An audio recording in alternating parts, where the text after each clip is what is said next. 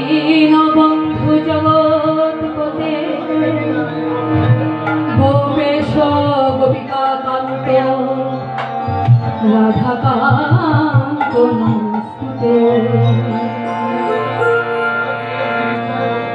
হরে কৃষ্ণ নাম এক মহামন্ত্র যে করে মনে একবার বলো রে। প্রতিটি অক্ষরে তার স্বয়ং শ্রীকৃষ্ণ, প্রতিটি অক্ষরে তার স্বয়ং শ্রীকৃষ্ণ স্বরূপে প্রকাশ হলো রে।